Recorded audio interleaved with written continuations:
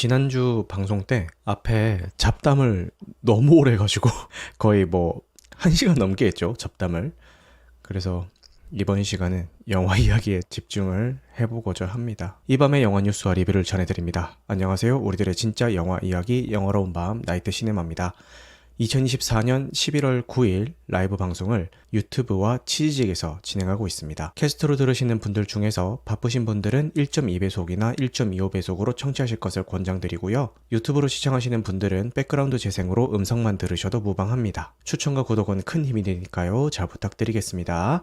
나이트 시네마 청취자분들이 하시는 일을 무료로 광고해드리는 시간입니다. 먼저 키즈클럽입니다. 양재천의 감성쉼터 키즈클럽에서 새로운 칵테일 나이트 시네마가 당신을 기다립니다. 영화 한 편의 여운처럼 깊은 밤을 물들이는 특별한 칵테일과 함께 나이트 시네마 채널 구독자만을 위한 특별한 디저트까지 즐겨보세요. 낮에는 향긋한 커피와 달콤한 디저트, 밤에는 와인과 곁들일 수 있는 다채로운 안주까지 준비되어 있습니다. 지금 바로 네이버에서 키즈클럽을 검색하고 잊지 못할 하루를 만들어 보세요. 요거프레소 장안지구점에서 나이트 시네마 구독자분들을 위한 특별한 혜택을 준비했습니다. 음료 무료 사이즈 업과 10% 할인으로 더욱 풍성하게 즐겨보세요. 매장에 비치된 다양한 책과 함께라면 잠시 일상을 잊고 여유로운 시간을 보낼 수가 있을 겁니다. 요거트 음료와 아이스크림의 맛은 나이트 시네마가 보장합니다. 지금 바로 네이버에서 요거프레소 장안지구점을 검색하고 특별한 혜택을 누려보세요. 롯데백화점 동탄점 4층 마이크로 킥보드 매장에서 킥보드를 구매하시면 LED 라이트를 무료로 증정합니다. 스위스 기술력이 집약된 오리지널 마이크로 킥보드와 함께라면 안전하고 즐거운 라이딩을 즐기실 수가 있습니다. 지금 바로 롯데백화점 동탄점 4층으로 방문하여 나만의 킥보드를 선택해보세요. 나이트 시네마는 팟캐스트 어디 영종, 시네타운 3구, 그리고 삼덕유한공사와 함께 합니다. 댓글부터 읽고 가보도록 하겠습니다. 먼저 팟빵 댓글입니다. 탈출 나몰빼미 님이 늘 자기 전에 하나 틀고 자는데 언제나 나시님의 방송은 항상 재미있습니다. 음악을 넣으시든 그냥 하시든 다 좋으니까 오래오래 해주세요 라고 응원의 메시지를 남겨주셨습니다. 주무실 때 틀어놓으시면은 제가 말이 느릴 때 제가 말이 느린 구간만 아마 이제 듣다가 주무시게 될 것 같아요. 지금이죠. 지금 요 타이밍. 요럴 때는 아마 주무실 때 들으면서 주무셔도 괜찮으실 것 같아요. 지금 채팅창에 계신 우리 존씨님도 야밤에 조깅 같은 거 할 때 제 방송 틀어놓고 하는데 초반은 잔잔하게 이렇게 이야기가 진행이 돼서 밤 분위기에 되게 잘 맞는데 뒤로 갈수록 빨라지니까 점점 이렇게 자기도 빨라지더라 뭐 이런 얘기를 하시던데 탈출 나몰빼미 님이 자기 전에 하나 틀어놓는 용도로는 제 방송 초반부가 매우 적절할 것 같습니다. 와비지TV 님은 맥주 마실 때 틀어놓는다고 했는데 저도 술만 좀 잘 마시면은 이렇게 같이 맥주 한잔 하는 그런 느낌으로 앞에 맥주 두고 이렇게 먹으면 참 좋을 텐데 그게 안 되네요. 왜 얼굴 뻘겋게 되는 거 있잖아요. 그렇게 돼서 목소리가 잘 안 나옵니다. 메트로놈 하나 장만하세요 라고 하는데 메트로놈 말고 이놈 저놈을 죄송합니다. 그 다음에 행운의 카자르님 댓글입니다. 저도 항상 나이트 시네마님의 의견이 궁금합니다 라고 남겨주셨는데 이게 그거예요. 지난주 댓글에 탈출 나몰빼미님이 제가 이제 베놈 3를 어떻게 봤는지 궁금하다 이렇게 댓글을 남겨주셨고 제가 내 생각을 궁금해 해주다니 너무 감동이다.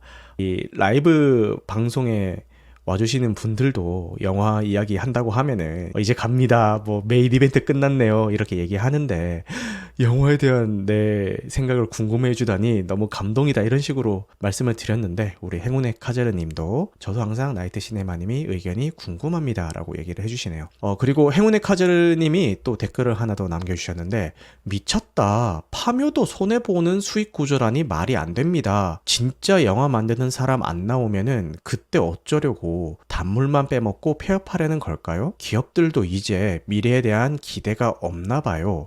핸섬 가이즈 뒤늦게 OTT로 봤습니다. 진짜 생각보다 재미있어서 깜짝 놀랐어요. 우리나라에서 잘 안 만드는 장르여서 반가웠습니다. 라고 댓글을 남겨주셨습니다. 행운의 카제르님이 제 옛날 방송을 들으시고 이렇게 댓글을 남겨주신 것 같은데 그때 어떤 기사를 소개를 해드리냐면은 기사 제목이 극장 불공정 수익 배분에 파묘 100억대 손해본 것 이라고 되어 있습니다. 요게 이제 기사 제목이고요. 기사 내용은 관람료는 인상이 됐는데 창작자의 수익은 오히려 감소됐다. 극장이 수익 배분을 불공정하게 하면서 파묘 제작사의 경우 가만히 앉아서 100억을 손해를 봤다. 극장과 배급 간의 계약서상 5대5로 약속한 부율이 실제로는 6.3대 3.7로 불균형이 심하다.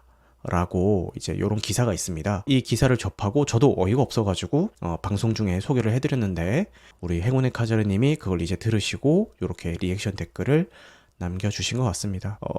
노래 한 곡 듣고 근황 토크를 해볼 텐데 오늘 근황 토크는 사적인 얘기는 아니고요. 방송 공지사항이라고 생각해 주시면 될 것 같습니다. 지금 들을 노래는 유정석 님의 질풍가도라는 곡인데 이 힘찬 노래를 이 야밤에 왜 선곡을 했냐면은 이따가 소개해드릴 아메바 소녀들과 학교괴담 개요기념일에 그 김민하 감독이 라디오 인터뷰에 나가서 영화와 잘 어울리는 음악들을 몇 개를 꼽았습니다. 그 중에 하나가 질풍가도라는 곡이어서 요거 한 곡 듣고 근황 토크 겸 공지사항 하나 말씀드리고 그렇게 진행하겠습니다. 유정성님의 질풍가도를 듣고 왔습니다. 이어서 오늘 근황 토크 겸 공지사항을 말씀을 드리고 계속 진행해 보도록 하겠습니다. 결론부터 말씀을 드리자면은 나이트 시네마 유튜브 채널이 2개로 분리가 되었습니다. 2개지요. 2개로 분리가 되었습니다. 지금 여러분들이 라이브 방송을 듣고 계시는 기존의 채널은 나이트 시네마의 깊은 밤이라는 채널명으로 개명이 되었고요. 기존과 동일하게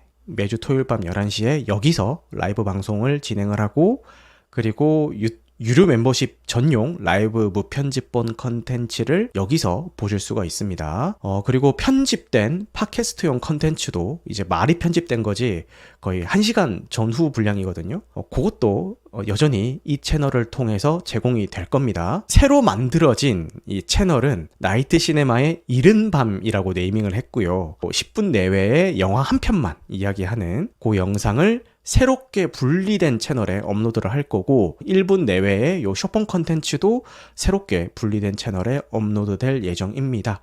지금 와피티TV님이 서론만 듣고 제 의도를 알아채셨는데 롱폼과 쇼폼 채널을 분리하는 겁니다. 제가 채널을 분리하기로 결심한 그런 이유를 말씀드리자면은 저는 지금 채팅창에 계신 와피티TV님처럼 철저한 알고리즘 분석과 데이터 분석에 의해서 채널을 나누는 게 더 유리하겠다라는 판단 하에 하는 건 절대 아니고요. 절대 아니고요. 속된 말로 이것도 제 꼴려서 그냥 저 하고 싶은 대로 그냥 하는 건데 그 이유는 다른 게 아니라 지금 여러분들이 라이브를 보고 계신 이 기존의 나이트 시네마 채널 같은 경우는 원래 옛날부터 개인적으로 쓰던 구글 계정에 개인적으로 쓰던 채널에 그냥 만든 거예요. 유튜브 멤버십도 이걸로 다 결제를 하기 때문에 저희 가족이 이 계정을 다 같이 쓰거든요. 그래서 저희 와이프랑 저희 애도 이 나이트 시네마 채널이 있는 유튜브 계정으로 유튜브 뮤직에서 음악도 듣고 재생 목록도 이 계정으로 다 관리하고 개인적인 영상들 뭐 와이프 같은 경우는 와이프가 선호하는 영상이 있을 거고 저희 애도 애가 보고 싶은 영상이 있을 거고 이것도 다 이 계정으로 봐요. 그리고 제가 이런 컨텐츠 크리에이터 활동을 시작하기 전에 제가 개인적으로 막 이렇게 올리거나 좀 보관해놨던 영상들 있잖아요.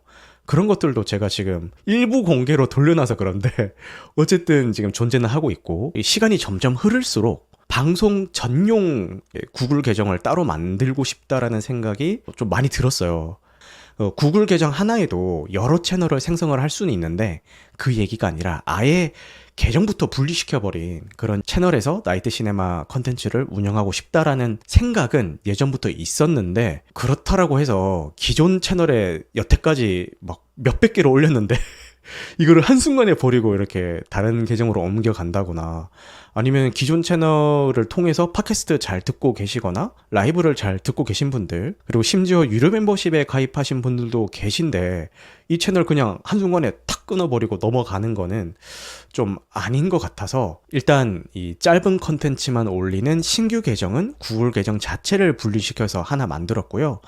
이 신규 채널이 수익화 조건을 달성하는 그 순간 이 라이브나 팟캐스트도 이 신규 채널로 다 옮겨갈 생각입니다. 그러면 이제 들으시는 분들은 그럼 어차피 다 옮긴다는 얘기잖아 이렇게 생각할 수도 있는데 기존 계정이 수익화를 달성하는데 장장 3년이 걸렸습니다. 여러분 3년이 걸렸어요. 이 신규 채널의 활성화를 위해서 기존 구독자분들에게 홍보하고 옮길 이제 시간을 주는 거는 이 정도 시간이면 충분하지 않을까. 이게 또 언젠가는 해야 되는 일인데 기존 채널에 쌓여있던 이 히스토리가 아까워가지고 막 차일피일 미루고 있다가 야 이러다가는 평생 못하겠다라는 생각이 들어서 이번에 마음먹은 김에 채널 분리를 진행을 했습니다. 뭐 언제가 될지 모르겠지만 신규 채널이 수익화 달성을 하게 되면은 신규 채널로 완전히 다 옮기기 위한 그 준비 과정이라고 생각해 주시면 감사할 것 같습니다. 신규로 생성된 나이트 시네마의 이른밤 이 채널 역시도 많이 사랑해 주셨으면 좋겠고요. 팟캐스트로 듣고 계신 분들도 우리 나이트 시네마의 이른밤이라는 채널 많이 구독을 부탁드리겠습니다. 공지사항 가는 논외에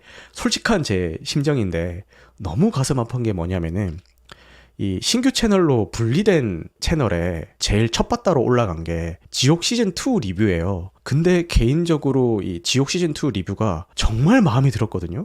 이게 자화자찬일 수도 있는데 제 개인적인 만족도는 되게 높은 이제 컨텐츠였어요. 조회수가 700몇 회가 나왔는데 와, 구독자 40명 채널에서 700몇 회가 나왔으면은 지금 구독자 1700명인 채널에 그대로 올렸더라면 얼마나 많은 사람들에게 이 컨텐츠를 알릴 수가 있었을까라는 생각이 들면서 근데 물론 뭐 이건 결과론적인 얘기긴 하고 뭐 기존 채널에 올렸다 한들 뭐 조회수가 얼마가 나왔을지는 아무도 모르는 거긴 하지만 솔직한 개인적인 이 심정이라고 받아들여 주시면 좋을 것 같습니다. 저는 늘 얘기하는데 영상 하나하나가 제 새끼 같거든요.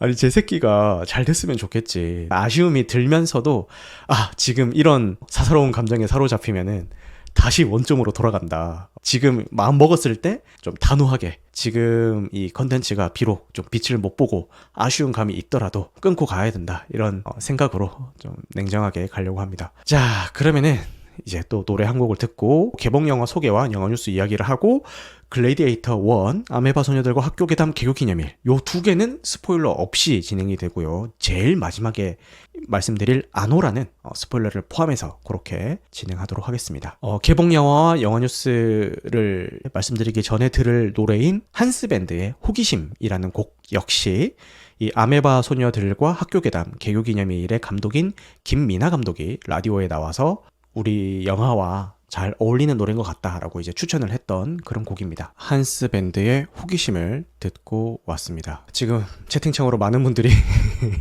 응원과 격려의 말씀 해주시는데 너무 감사합니다. 이번 주 개봉작 소개입니다. 글래디에이터 2가 개봉을 합니다. 지난주에 일반 관객을 대상으로 시사회가 진행이 됐는데 평가가 나쁘지 않아요. 근데 엠바고가 아직 풀리지가 않아가지고 뭐 구체적으로 뭐가 좋았다 뭐가 아쉬웠다 이런 얘기는 없지만 두루뭉술한 이야기들을 이제 들어보자면은 약간 대세 여론은 재밌고 볼만하다. 근데 1편만큼은 아니다. 요게 좀 대세 여론인 것 같아요. 충분히 예상을 했고 이따가 1편 소개해드릴 때도 제가 말씀을 드릴 건데 1편보다 잘 만들 수가 있나? 아니 1편만큼만 만들어도 굉장한 거 아닌가?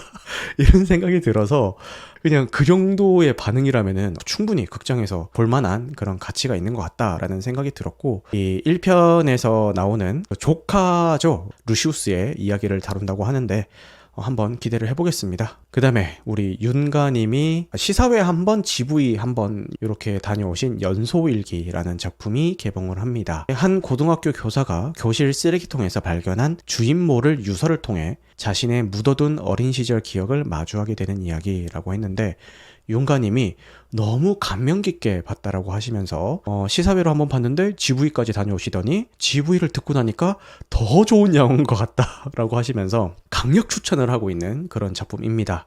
두 번 다 엔딩에 가서는 눈물을 훔칠 수밖에 없었다 이렇게 얘기를 하시더라고요. 그래서 울었냐? 야 울? 이러면서 약 올리고 싶었지만 왠지 저도 울 것 같아서 약 올리진 않겠습니다. 근데 이게 상영가수 확보를 아쉽게도 많이 못했더라고요. 제 생활권에도 상영은 하는데 상영 시작이 막 밤 10시 50분 막 이래요. 제가 평소였으면 안 봤을 텐데 윤가님이 이렇게까지 극찬을 하시니까 심야 시간 일지라도 좀 극장에서 보게 되지 않을까 이런 생각이 듭니다. 영화 뉴스를 시작해 보도록 하겠습니다. 검은 사제들의 속편인 영화 검은 수녀들이 2025년 1월 24일 개봉을 확정을 했습니다. 강력한 악령에 사로잡힌 소년을 구하기 위해 고군분투하는 사람들의 이야기라고 하고요. 주연 배우는 송혜교 배우, 전여빈 배우, 이진욱 배우, 허준호 배우, 문우진 배우가 출연을 해주고, 제작사는 검은 사제들을 제작을 했었던 영화사 집, 여기서 제작을 했다고 합니다. 근데 감독이 바뀌었어요. 감독이 권혁재 감독으로 바뀌었는데, 이분이 그 왜 진성규 배우 나와서 복싱했던 그 카운트라는 영화 다들 기억을 하실 겁니다. 평이 막 썩 그렇게 좋진 않았는데 어쨌든 이 카운트라는 영화를 연출했던 그런 감독입니다. 전작인 검은 사제들에서 성별이 다 바뀌었죠. 원래 신부님에서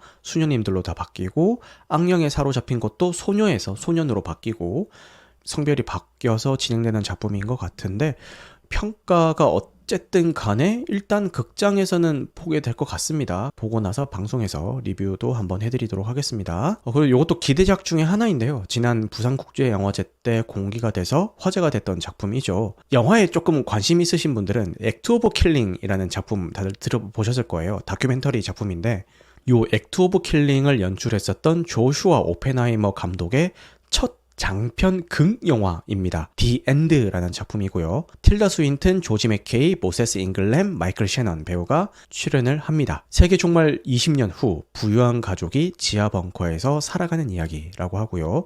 뮤지컬 영화라고 하니까요. 요거 기대 한번 해보시면 좋을 것 같고, 부국제에서도 꽤 인기가 있었던 걸로 기억을 하고, 그리고 무엇보다 액트 오브 킬링의 감독의 첫 장편 극영화라는 것에 많은 사람들이 기대를 하고 있는 것 같습니다. 그리고 부국제 때 화제작이었죠.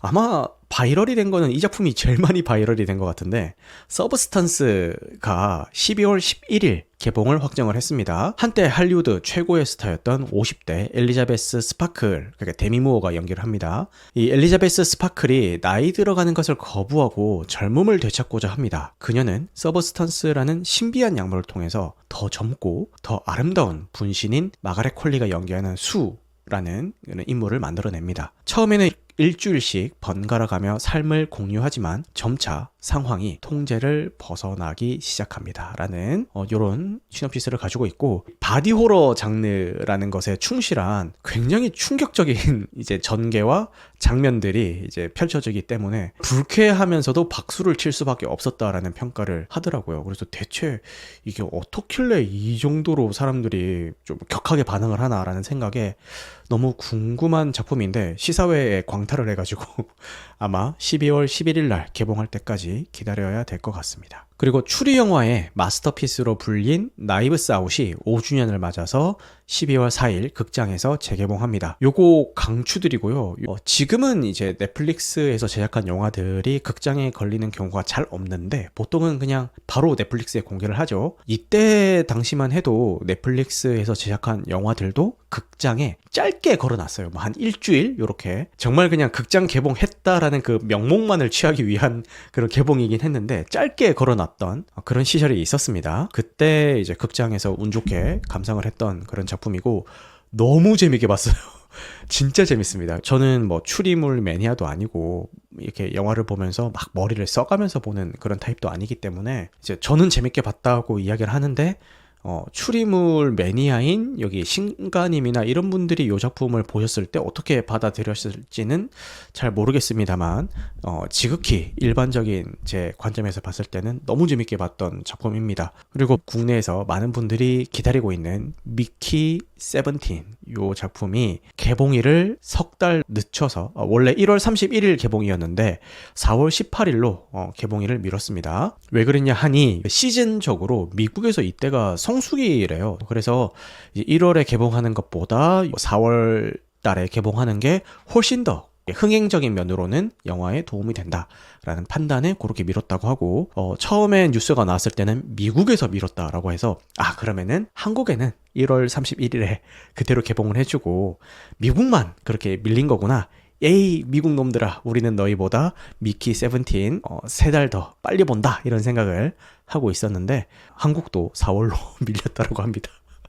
그래서 미키 17은 내년 4월이나 돼야 감상을 할 수 있을 것 같다. 제가 서두에도 말씀드렸던 베놈 3가 개봉 열흘 만에 누적 매출 3억 달러를 돌파하면서 손익분기점을 넘겼다라고 합니다. 베놈 원, 투 둘 다 사실 썩 좋은 평을 듣지는 못하는 그런 작품이거든요. 특히 베놈 2 같은 경우는 저뿐만 아니라 많은 사람들이 되게 불호의 이야기를 하시는 그런 작품인데, 그럼에도 베놈 3가 제작이 돼서 손익분기를 넘겼다?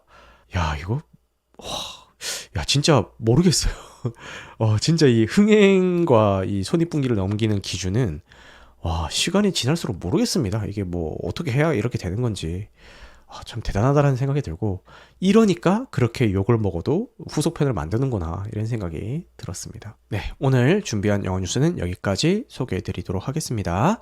그러면은 노래 한 곡 더 듣고 본격적으로 글래디에이터 1, 아메바 소녀들과 학교 괴담 개교 기념일 아노라, 요 작품들을 소개해 드릴 텐데, 노래는 데프콘이 부르는 닥터 드레라는 곡인데, 양해의 말씀을 드릴게, 가사가 좀 세요. 욕도 좀 나오고, 가사로 묘사하는 상황들이 뭐 술에 취해서 뒤엉키고 뭐 이런 가사들이 나와요. 근데 굳이 내가 이 노래를 왜 선곡을 했냐면은, 제일 마지막에 소개해드릴 이 아노라라는 작품에서 이루지 못할 헛된 희망과 신분 상승에 대해서 꿈꾸는 인물에 대한 이야기이거든요, 이 아노라라는 작품이. 근데 이 데프콘의 닥터 드레라는 가사에서도 묘사하고 있는 게 이루지 못할 헛된 욕망과 그런 욕심들, 요런 것들이기 때문에 요 노래가 생각이 나서 제가 선곡을 해봤습니다. 그럼 가사에 집중해서 다 같이 한번 이 노래 듣고 본격적으로 영화 리뷰 시작하도록 하겠습니다. 데프콘의 닥터 드레라는 곡을 듣고 왔습니다. 이제 본격적으로 영화 이야기 시작해 보도록 하겠습니다. 자, 먼저 글래디에이터 1에 대해서 이야기를 진행해 보겠습니다. 글래디에이터는 2000년에 개봉한 리들리 스콧 감독의 영화입니다. 고대 로마 제국을 배경으로 스케일이 굉장히 큰 그런 작품이고요. 러셀 크로우가 주연을 맡아서 로마 장군에서 노예로, 그리고 다시 글래디에이터로 변모하는 막시무스 역을 열연하면서 큰 인기를 얻었던 그런 작품입니다. 저는 극장 개봉 당시에 극장에서 봤는데 이게 내용이 하나도 기억이 안 나는 거예요. 그럴 것이 2000년이면 제가 중학생 때거든요. 중학생 때 본 거라서 기억이 하나도 안 나는 겁니다. 막연히 그냥 검투사들이 칼싸움 하더라, 뭐 요 정도의 이미지만 그냥 가지고 있었던 그런 작품인 것 같아요. 근데 곧 2편이 개봉한다고 하니까 예습 차원에서 넷플릭스에서 1편을 감상을 하였습니다. 뭐 이런저런 내용 설명이야 뭐 굳이 구구절절 하지 않아도 아실 분들은 다 아실 것 같고, 뭐 결론부터 말씀을 드리자면은 영화가 시작하자마자 대규모 전쟁 장면이 나오거든요. 근데 거기서부터 이미 끝났어요. 끝났습니다. 오프닝 시퀀스의 대규모 전투 장면에서 이미 그냥 이 영화는 끝났습니다. 그 전투 끝나고 바로 영화 끝내버렸어도 박수 쳤을 것 같아요. 야, 진짜 어떻게 그렇게 만들었을까? 그 시대에, 지금 현 시점에 저 정도 스케일로 대규모 전투를 연출할 수 있는 감독이 몇 명이나 될까? 지금의 이 기술력을 가지고도. 와, 그래서 그 오프닝 장면부터 막 압도가 돼가지고 영화에 빠져들었던 것 같아요. 제가 뭐 쥐뿔 아는 게 없기 때문에 그냥 추측인데, 아마 그 대규모 전투 장면에서는 CG보다는 실제로 그 불 지르고 실제로 투석기 투척하고 실제로 엑스트라 포함해서 사람들 그렇게 모아가지고 막 와 뛰어가고, 왠지 그랬을 것 같다.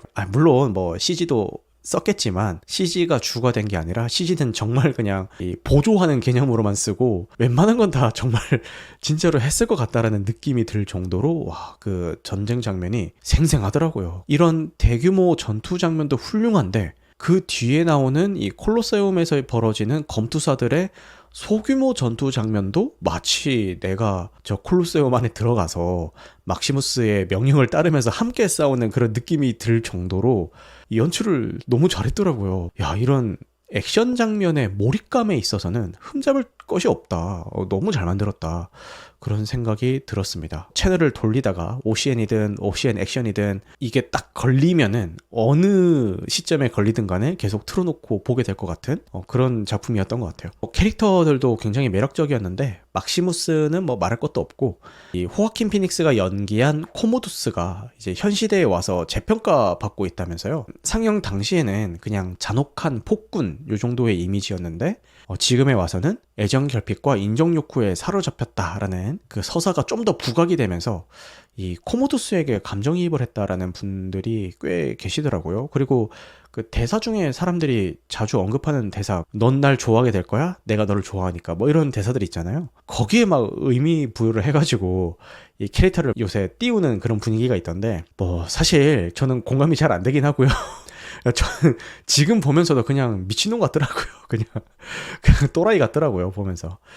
그래도 인정 욕구로 인해서, 이런 결핍으로 인해서 점점 더 잔혹해지는 인물의 묘사는 이 호아킨 피닉스가 연기를 잘 해준 것 같습니다. 그리고 이거는 영화 외적인 이야기인데, 저는 지난번 조커 2 때도 그렇고 지금도 그렇고 계속 호아킨 피닉스라고 이야기를 하고 있잖아요. 근데 원 발음이 와킨 피닉스라고 하더라고요. 근데 국내에서도 요즘 읽고 쓰기를 와킨 피닉스라고 하는 분들이 뭐 점점 늘고 있다, 이런 이야기가 있던데, 뭐 그렇게 하는 게 원 발음이라고 하니까 저도 이제 뭐 와킨 피닉스라고 이야기를 해야겠다라고 생각은 하는데, 이미 많은 세월 동안 호아킨이 입에 붙어버린 이 상황에서 쉽게 바뀔지는 잘 모르겠습니다. 브래드 디카프리오님이 이동진 평론가도 와킨 피닉스라고 하더라고요. 맞아요. 그게 원 발음이라서 요새는 그 원 발음을 따라가주는 게 대세인 것 같기도 하고, 그리고 와킨 피닉스도 인터뷰에서 자기를 와킨 피닉스라고 그냥 해줬으면 좋겠다, 이렇게 얘기를 했다라고 하니까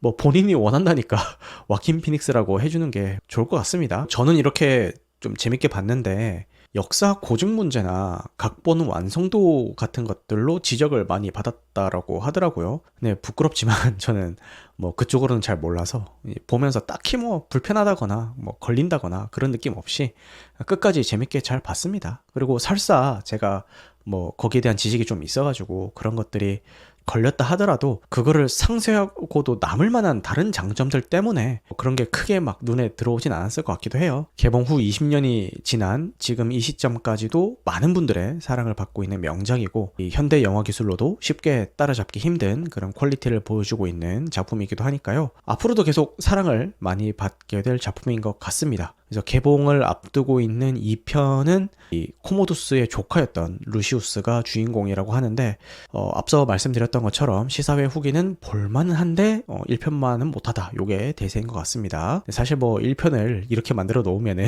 뛰어넘는 거는 고사하고 1편만큼 만드는 게 가능은 한가, 이런 생각도 들고, 어쨌든 그래도 2편은 기대를 해보도록 하겠습니다. 글래디에이터 1이 워낙에 오래된 작품이다 보니까 기억이 가물가물하신 분들이 많이 계실 텐데, 2편 챙겨보시기 전에 이 넷플릭스에서 복습 한번 하고 그렇게 가시면 좋을 것 같습니다. 자, 그 다음에 아메바 소녀들과 학교괴담 개요기념일이라는 작품을 소개를 해드릴 건데, 이 방송을 들으시는 분들이 나중에 OTT로라도 꼭 한 번쯤은 챙겨보셨으면 좋겠는 그런 작품이라서 소개하는 형식으로 진행을 할 거기 때문에 스포일러는 포함하지 않고 설명해 드리도록 하겠습니다. 제28회 부천 국제 판타스틱 영화제에서 코리안 판타스틱 감독상과 왓챠가 주목한 장편상을 수상하면서 2관왕을 차지했던 아메바 소녀들과 학교괴담 개요기념일을 감상을 했습니다. 김미나 감독의 장편 데뷔작인데, 이 감독이 90년생이더라고요. 그래서 굉장히 젊은 감독입니다. 이게 막상 개봉을 하고 나니까 여론이, 호불호가 좀 강하게 갈리고 있는 것 같아요.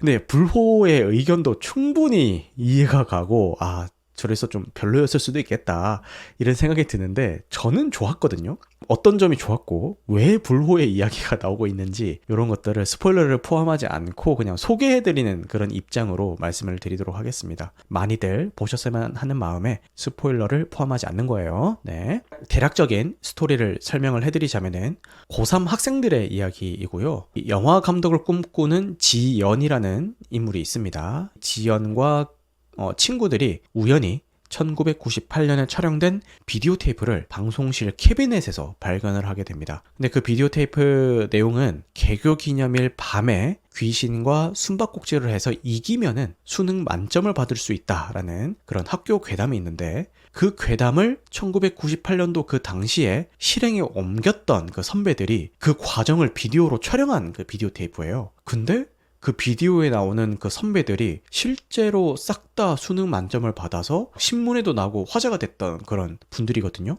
그래서 주인공인 지연을 중심으로 배우 지망생인 은별, 그리고 촬영 감독 지망생인 현정, 그리고 일본 문화 오타쿠인 민주라는 요 인물들이 함께 귀신과의 숨바꼭질을 시작한다라는 그런 이야기입니다. 근데 이렇게 시놉시스만 들어보면은 뭐 여고괴담류 같은 그런 호러 영화라고 생각이 드실 수가 있는데 사실은 B급 코미디입니다. 장르가 명백히 코미디예요. 이건 B급 코미디입니다. 일단 여기서 호불호가 굉장히 세게 갈리는 것 같아요. 이 예고편에서도 그렇고 포스터에서도 그렇고 B급 코미디 요소가 있다라는 게 크게 막 부각이 안 되긴 하거든요. 그래서 오랜만에 한국 호러 영화가 개봉을 했다는데 한번 보러 갈까라고 하면서 극장을 찾으신 분들은 상당히 당황할 수가 있겠다라는 생각이 듭니다. 근데 호러 요소가 아예 없는 건 아니에요. 뭐 저도 섬뜩함을 느끼거나 긴장하게 되는 장면들이 몇 개 있긴 했거든요.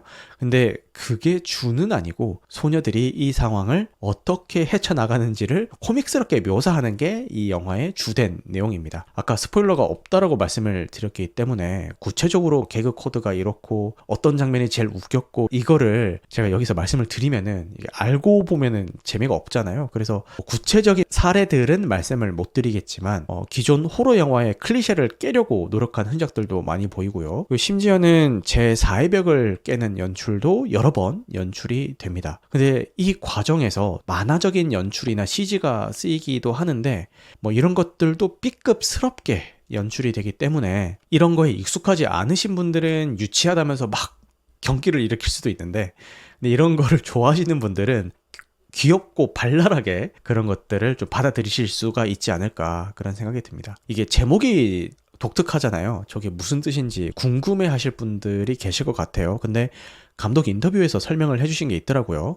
예전에 공부를 못하는 친구들을 보고 단세포인 아메바라는 별명으로 종종 부르곤 했었다. 그런데 그 아메바가 사실 현미경으로 자세히 들여다보면은 귀엽게 생겼다. 공부를 못해도 자신만의 색깔이 있고 꿈이 있는 존재들의 이야기라는 점에서 이런 제목을 만들게 됐다라고 감독님이 인터뷰를 하셨더라고요. 그래서 주인공인 아메바 소녀들, 그리고 다루는 소재인 학교 괴담, 그리고 사건이 일어나는 일인 개교기념일, 요 세 개를 합쳐서 제목을 이렇게 지은 것 같습니다. 이 영화를 보는 내내 진짜 너무 귀엽다.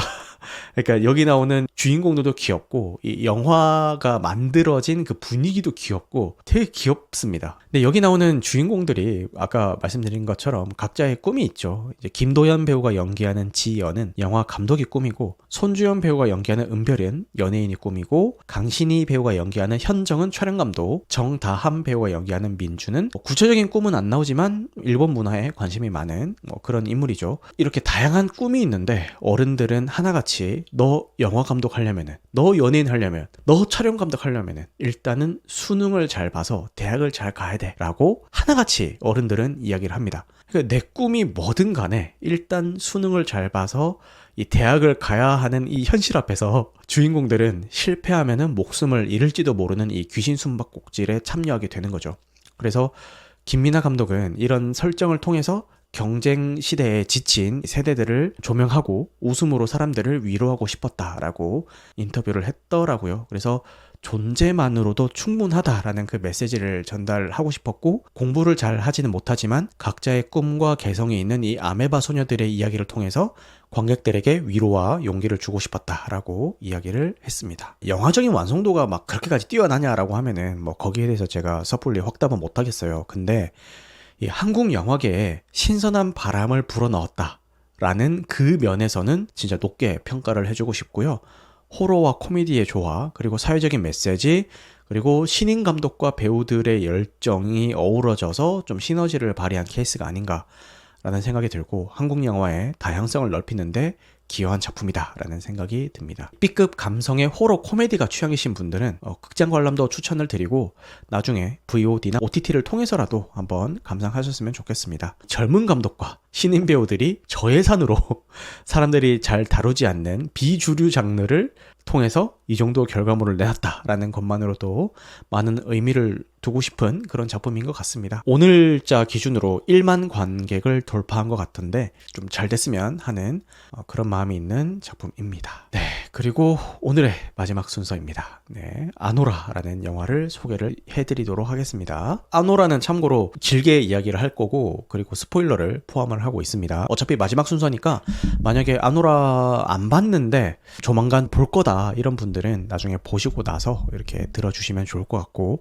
안 봤지만 선발대 해설을 듣고 보고 싶다 이러신 분들은 그냥 계속 남아 계셔 주셔도 좋을 것 같습니다. 제77회 칸 영화제에서 황금종려상을 수상했던 숀 베이커 감독의 아노라를 감상을 했습니다. 최근 5년간의 황금종려상 수상작들을 살펴보면은 아노라, 추락의 해부, 슬픔의 삼각형, 기생충 요렇게 순서인데, 추락의 해부만 아직 못 보고 나머지는 다 봤거든요. 아직 보지 못한 추락의 해부를 제외를 하면은 아노라, 슬픔의 삼각형, 기생충 요 세 작품은 모두 같은 결의 작품이라는 생각이 들거든요. 그래서 황금종려상 심사단이 뭔가 추구하는 바가 있나? 라는 생각도 좀 들었고, 요 부분에 대해서는 뒤에서 좀 더 자세하게 이야기를 하도록 하겠습니다. 일단 저는 재밌게 감상을 했고요. 상 받은 영화라고 해서 난해하다거나 뭐 어렵지는 않았고 그냥 영화가 보여주는 대로 따라가기만 하면 됩니다. 그래도 충분히 즐겁게 감상이 가능한 그런 작품입니다. 그래서 지금부터 스포일러를 포함해서 자세히 이야기해 보도록 하겠습니다. 먼저 큰 줄기의 스토리부터 말씀을 드리자면은, 아노라는 스트리퍼예요. 근데 어느 날 가게에 찾아온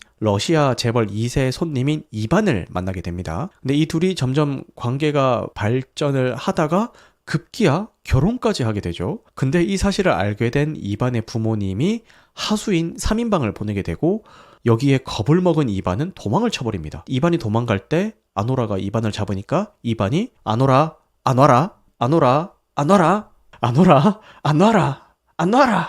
네, 죄송합니다. 왜 이러는 걸까요? 라고. 죄송합니다. 네, 그래서 아노라는 결혼 생활을 지키기 위해서, 그리고 하수인 3인방은 결혼 무효소송 재판장에 이반과 아노라를 세우기 위해서 이들이 이반을 찾는 여정이 시작이 된다라는 그런 이야기입니다. 가만히 듣고 있던 존씨님도 편집하실 거죠? 라고.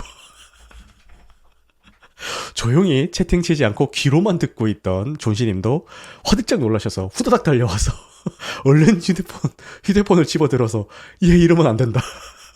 이러지 마라, 편집해라 라고 급하게 말씀을 해주고 계시네요. 이 영화는 명시적으로 챕터가 나눠진 작품은 아니에요. 근데 개인적으로는 3개의 챕터로 나눠져 있다라고 생각이 들더라고요. 아노라와 이반이 결혼하기까지가 첫 번째 챕터인데, 요 첫 번째 챕터에서는 아노라의 성노동 현장이나 이반의 파티를 묘사하면서 굉장히 화려한 조명과 강한 비트의 음악으로 분위기를 만들기 때문에 초반인 첫 번째 챕터는 분위기가 굉장히 경쾌합니다. 그리고 아노라와 3인방이 도망간 이반을 찾기 위해 여정을 떠나는 게 두 번째 챕터의 내용인데, 3인방의 고용인인 이반의 부모님의 뜻에는 따라야겠는데 본인들 마음대로는 안 풀리는 이 상황을 블랙 코미디로 그리고 있거든요. 그래서 챕터 2의 분위기는 블랙 코미디로 흘러가고, 그리고 러시아에서 미국으로 온 이반의 부모님의 등장부터가 마지막 세 번째 챕터라고 생각이 드는데, 여기서는 아노라의 심경의 변화에 초점이 맞춰지면서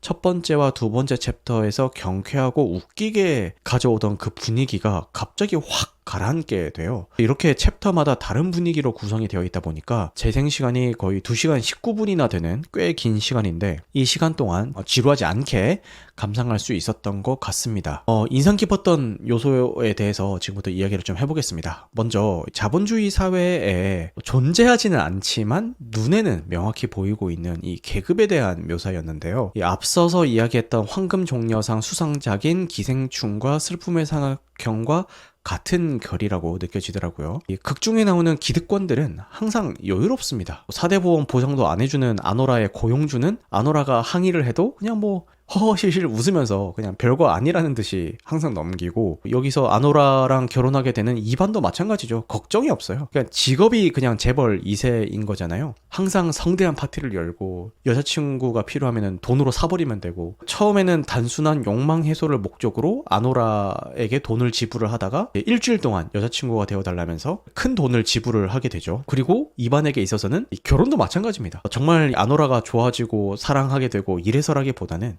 부모님이 계신 러시아로 돌아가게 되면은 거기서 부모님 회사에 취직을 해야 되니까 돌아가지 않기 위해서 잔머리를 굴리다가 마침 미국인이었던 아노라와 결혼하는 그 방법을 택하게 되죠. 모든 선택이 쉽고 빠릅니다. 왜냐면은 그래도 되니까요. 이 쉽고 빠른 선택에 대한 리스크는 돈이 해결을 해주니까요. 영화상에서 최상류층인 이반의 부모님도 마찬가지입니다. 이반이 스트리퍼와 결혼했다라는 게 가십으로 퍼지게 되면서 가문의 이름에 먹칠을 했다라면서 화를 내기는 하지만 이반의 아버지는 미국으로 온 뒤부터 내내 이 상황이 되게 웃기기라도 한다는 듯이 계속 실실 웃고 있고요.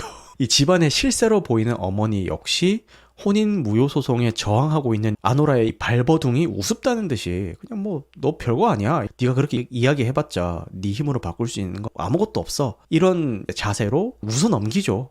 게다가 러시아에서 미국으로 오는 비행기도 전용기를 타고 오고 몸은 미국에 있더라도 자기들 전화 한 통이면은 수족처럼 움직여주는 3인방도 있습니다. 자본가들의 보이지 않는 권력 같은 그런 거를 묘사한 것 같더라고요. 그리고 혼인 무효 행정 처리 과정도 굉장히 쉬워요. 안 되면 되게 하면 됩니다. 절차상 시간이 안 되는 변호사나 법원도 그냥 전화 한 통 하면은 다이렉트로 바로 다 해결이 되고, 무엇보다 본인의 손바닥 안에 있다라고 생각하는 이반과 아노라의 결혼쯤은 그 둘의 의지와는 관계없이 그냥 이 부모님들 본인들의 의지로 결정할 수 있다라는 그 마인드가 기저에 깔려 있죠. 내가 반대하는 결혼은 무효화시킬 수도 있어. 그 정도의 권력이 있다라는 게 깔려 있죠. 자본가들과 대위되는 게 이 노동자로 묘사되는 아노라와 3인방의 모습입니다. 앞서서 이야기했던 기득권들이 노동하는 장면은 한 장면도 나오지 않는 대신에 이 아노라의 성노동 장면은 영화 시작부터 이렇게까지 자세히 묘사한다고 싶을 정도로 굉장히 자세하고 길게 묘사를 해주죠. 챕터 2 같은 경우는 이 내용 통째로 하수인 3인방의 노동 현장 그 자체예요. 이 노동자들은 항상 뭔가 열심히 일하고 뭔가에 항상 쫓기고 아득바득 애쓰며 살아가야 되고 여유는 없어 보이고 이렇게 묘사가 됩니다. 그리고 시끄러운 기찻길 근처에 있는 아노라의 집과 보안 게이트를 지나야 들어갈 수 있는, 그리고 자연을 바라볼 수 있는 뷰까지 끝내주는 이 이반의 집은 극명하게 대비가 되죠. 심지어 주 거주지도 아니죠. 거기가 러시아 재벌의 미국 별장 같은 그런 공간이죠. 생각하는 돈의 단위도 다르죠. 이 이반이 아노라에게 일주일 동안 여자친구가 되어달라고 제안을 할 때 아노라는 나름 머리를 굴려서 협상한답시고 높게 부른 금액을 듣고는 이반은 딜 외치면서 오케이 라고 하는데, 딜이 되고 난 다음에 나 같으면 더 높게 불렀을 거야 이렇게 이야기를 하죠. 네가 머리 굴려서 나름 높다고 생각해서 불렀던 그 금액도 나한테는 아무것도 아니다 라는 그런 투로 이야기를 하게 됩니다. 그리고 이반의 부모님이 오신 다음에 혼인 무효 서류 처리를 위해서 라스베가스에 갈 때는 다 같이 전용기를 타고 가는데, 모든 행정 처리가 다 끝나고 뉴욕으로 다시 돌아올 때는 아노라와 이 하수인 3인방 중에 한 명인 이고르는 엄청 좁은 이코노미를 타고 돌아가는 그 모습에서도 극명한 대조를 보여주고 있죠. 챕터 2는 통째로 자본가들에 의해서 휘둘리는 이 노동자들의 모습 그 자체를 묘사를 합니다. 블랙 코미디 풍으로 그려놔서 암울하게 안 느껴질 뿐이지 챕터 2 내내 하수인 3인방은 이반의 부모님이 내린 지시를 완수하기 위해서 필사적으로 노력을 다하고, 아노라 역시 이반의 부모님이 갈라놓으려는 이 결혼 생활을 지키기 위해서 필사적으로 이반을 찾아다니게 되죠. 3인방과 아노라의 동행도 굉장히 인상이 깊었는데, 보통은 쉽게 생각을 하면은 이런 같은 계층끼리는 연대하는 모습을 보여주는 것이 그림이 좀 더 좋거든요. 뭔가 희망적이기도 하고 똘똘 뭉치는 그런 느낌도 있기도 하고. 그런데 여기서는 연대하지 않습니다. 아노라는 아노라대로, 3인방은 3인방대로 각자의 목적을 위해서 움직이는 거고, 연대는커녕 막 틈만 나면은 서로 욕하고 심지어 물리적인 폭행도 하고 이러면서 으르렁거리죠. 근데 엔딩 장면에 가서야 아노라와 이 3인방 중에 한 명인 이고르는 이제서야 서로를 좀 이해하고 연대하나 싶었는데 그마저도 무너지죠. 근데 이 엔딩 장면에 대해서는 뒤에 좀 더 자세히 설명을 하겠습니다. 이러한 기득권과 노동자의 선명하고도 직접적인 대비를 통해서 자본주의 사회의 계급 구조와 그 안에서의 권력 관계, 그리고 노동자들의 생존을 위한 몸부림을 굉장히 처절하게 그려내고 있는 작품이라는 생각이 듭니다. 그리고 이 영화의 주인공인 아노라에 대해서도 이야기를 해봐야 될 것 같은데, 먼저 아노라를 훌륭하게 연기해낸 미키 메디슨에 대한 이야기를 빼놓을 수는 없을 것 같습니다. 아노라를 연기한다라기보다는 그냥 그 인물 자체가 돼가지고 이 화면 속에서 활보를 하고 다니더라고요. 진짜 매 순간이 아노라 그 자체였습니다. 그리고 사실 스트리퍼라는 아노라의 직업은 사회적으로 천시받는 직업이잖아요. 좋은 말로 그냥 직업에 귀차는 없다라고 하지만 현실적으로 그렇잖아요. 이 성노동자들을 대하는 사회적인 시선이 그렇게 막 곱지만은 않잖아요. 그래서 이 작품상에서도 직업이 스트리퍼라는 이유만으로 여러 가지 모욕적인 말을 듣기도 하고, 그래서 사실 현실에서 이 스트리퍼와 같은 성노동자를 보는 시선도 크게 뭐 다르지는 않을 거라고 생각을 합니다. 게다가 이 신분 상승이라는 현대판 신데렐라를 꿈꾸면서 재벌 2세와의 결혼 기회를 놓치지 않기 위해 고군분투하는 아노라의 모습이 영화 전반부에 걸쳐서 쭉 나오잖아요. 처음에는 돈 때문에 시작했지만 지내다 보니 진짜 좋아져서 진정한 사랑으로 거듭나더라. 말 그대로 그냥 영화 같은 이야기가 아니라 정말 그냥 신분 상승을 위한 기회를 잡기 위해서 고군분투하는 거잖아요. 이것도 단순히 그냥 묘사를 하는 게 아니라 상류사회에 속하고 싶은 그 욕망과 그 와중에도 자존감은 지키고 싶어하는 그런 복잡한 인물을 배우가 굉장히 잘 묘사를 한 것 같습니다. 그래서 이렇게 인물 설정과 내용만 들어보면은 무슨 사랑과 전쟁에나 나올 법한, 이 영화상에서도 직접적으로 언급이 되는 꽃뱀 같은 이미지로 이 아노라라는 캐릭터가 관객들에게 인식될 법도 한데, 영화를 보는 동안 아노라가 밉지만은 않아요. 심지어 보다 보면은 그녀의 상황에 굉장히 동조하게 되고 마지막에 가서는 연민까지 느끼게 된단 말이에요. 이렇게 될 수 있었던 힘은 미키 메디슨의 매력과 연기력에 있다라고 생각을 합니다. 캐스팅이 너무 잘 됐어요. 이름도 메디슨이잖아요. 완전 이제 힐링이 된다라는 뜻이죠. 이제 보고 있으면은 힐링이 되더라고요. 그리고 아노라만큼 중요한 인물이 아까 앞서 잠깐 이야기했었던 하수인 3인방 중에 한 명인 이고르라는 인물인데, 겉모습은 되게 우락부락하고 깡패처럼 생겼는데 굉장히 따뜻한 마음씨를 가지고 있는 그런 인물입니다. 근데 생각해보면 3인방이 다 그렇긴 해요. 이제 외모만 보면은 갱스터 같은데 뭐 하는 행동이나 말들은 다 순박하다라는 생각이 드는 그런 인물들이죠. 아무튼 이고르는 아노라와의 여정을 통해서 상류사회의 실상을 함께 목격하는 그런 인물이죠. 그래서 이 모든 일이 다 마무리되고 나서 뉴욕으로 돌아오는 이코노미 비행기 안에서 잠든 아노라에게 자켓을 벗어서 덮어주기도 하는데, 아노라에게 진정한 이해와 공감을 보여주는 유일한 인물이라고 저는 생각을 합니다. 아노라가 스트리퍼라는 이유로 그녀를 그냥 하대하지도 않고 이반의 가족에게 당하는 모습을 보면서 오히려 연민을 가지는 것 같더라고요. 그리고 아노라는 애니라는 가명을 씁니다. 일을 할 때는 애니라는 가명을 쓰는데, 아노라의 애니라는 가명 대신에 아노라라는 그 본명의 뜻이 반짝인다, 빛난다, 이런 의미가 있다라는 것도 이고르가 발견을 해주는 그런 인물이죠. 그래서 저는 이고르와 아노라가 엔딩에 가서는 연인 사이로 발전할 수도 있겠다, 이렇게 생각을 했는데, 근데 그걸 또 감독이 기가 막히게 또 비틀어 버리더라고요. 여기에 이어서 지금부터 이 영화의 백미인 엔딩에 대해서 이야기해 보도록 하겠습니다. 어떤 평론가들은 올해 최고의 엔딩이다라고까지 극찬을 하던데, 솔직히 저는 그 정도까지는 아니었고 그냥 인상 깊었다, 이 정도의 엔딩 장면이었습니다. 이 라스베가스에서 혼인무효 소송 행정 처리를 다 마치고 아노라와 이고르 둘이서 이코노미를 타고 뉴욕으로 다시 돌아오죠. 그리고 이반의 집에서 둘이 하룻밤을 보내면서 밤에 TV를 보는 장면이 나오는데, 여기서 이고르의 눈빛이 속된 말로 멜로 눈깔이거든요.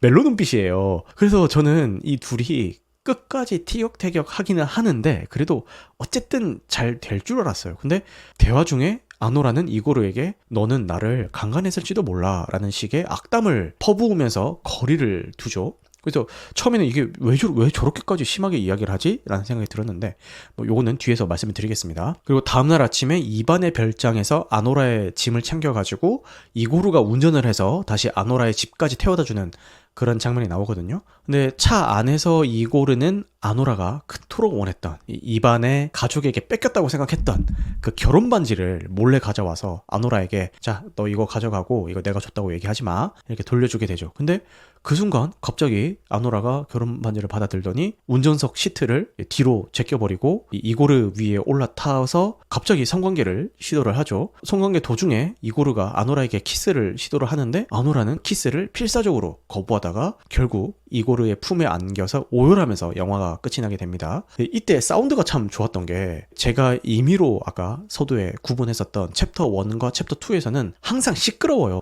음악이 쏟아지고 대사도 엄청 많고 대사도 다 욕이에요. 서로 막 욕하는 그런 내용들이에요. 그래서 엄청 고성을 지르고 엄청 시끄럽습니다. 근데 엔딩에서는 굉장히 조용한 차 안에서 내리는 눈을 치우기 위해 와이퍼 소리만 딱 들리는 그런 환경이거든요. 거의 정적에 가까워요. 굉장히 시끄러웠던 그 전반부에 비해서. 그래서 소란스럽고 속 시끄러웠던 아노라의 여정이 이제는 마무리가 된다라는 거를 이렇게 소리로 표현한 것 같아서 그게 좀 인상이 깊었고, 아무튼 아까 제가 앞서 설명했었던 그 상황만 딱 들어보면은 아니 도대체 이게 무슨 상황이야? 이해가 안 가는 상황일 수도 있는데 그동안 아노라가 겪어왔던 일에 대해서 감정이입을 하신 분들이라면은 일부분은 이해가 되시는 것도 있을 것 같습니다. 아노라에게 있어서 남자는 본인을 강간하려고 했던 부류랑 손님으로 와서 성매수를 하던 그 두 부류밖에 없었던 거예요. 그래서 이고르에게 뭐야 얘는 나 안 사? 그럼 나를 강간하려는 사람인가?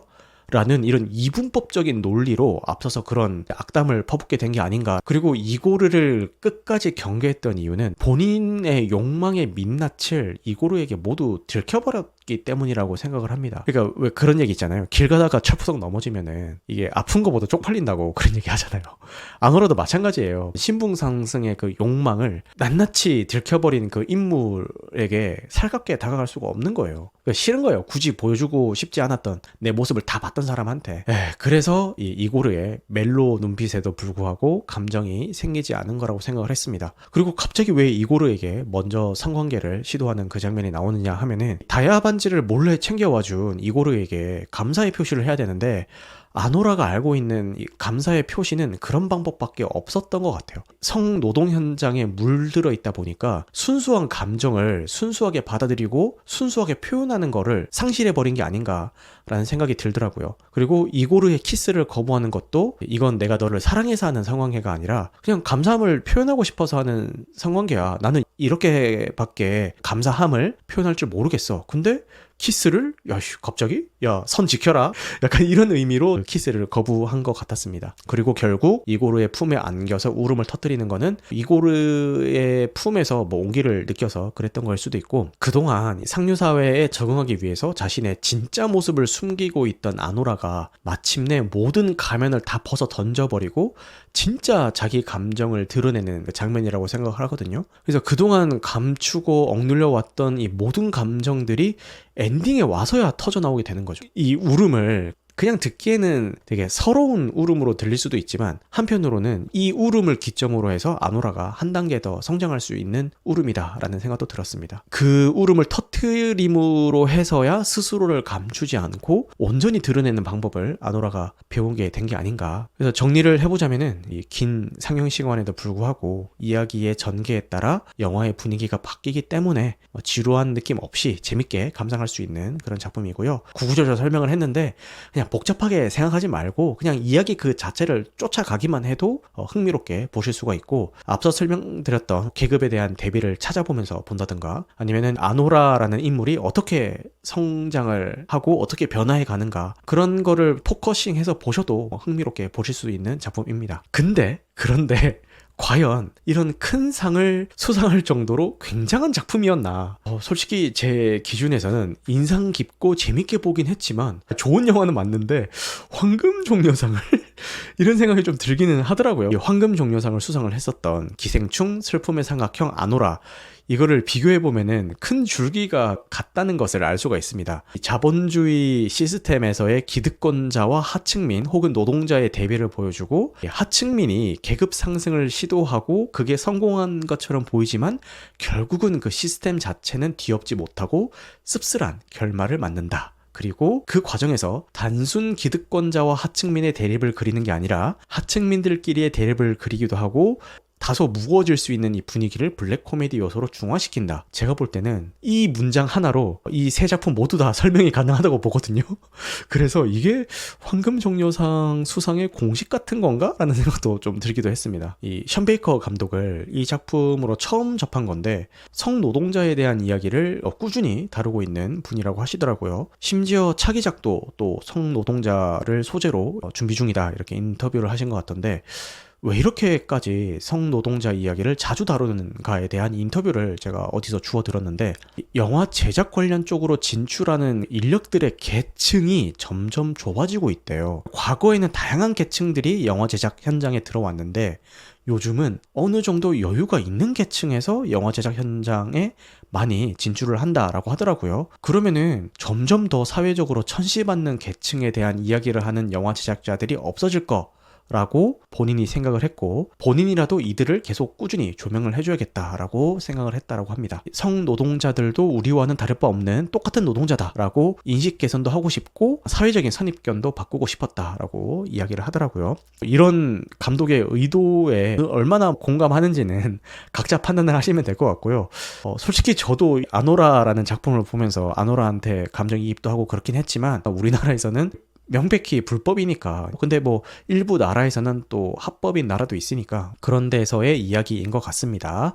아무도 주목하지 않는 계층에 대해서 꾸준히 조명하려고 노력한다라는 그 면에서는 대단한 감독이라는 그런 생각이 드네요. 개봉 첫 주에는 상영관이 어느 정도 좀 걸려 있었는데 시간이 지날수록 점점 더 줄어들고 있는 것 같습니다. 그래서 극장에서 보실 수 있는 여건이 되신다면 놓치지 않으시길 바라겠고 여건이 안 되시는 분들은 나중에 VOD 서비스나 OTT로라도 감상을 해보시기를 권장을 드리겠습니다. 이렇게 오늘 방송은 마치겠고요. 늦은 시간까지 함께 해주셔서 감사합니다. 오늘 방송한 내용은 편집 과정을 거쳐서 유튜브와 각종 팟캐스트 플랫폼에 업로드될 예정입니다. 무편집본은 유튜브 멤버십 월 1990원에 청취가 가능하십니다. 여러분 나이트 시네마의 이른밤 채널도 많이 구독해 주시면 감사할 것 같습니다. 그럼 여러분들 영화 같은 밤 되시길 바라겠습니다. 감사합니다.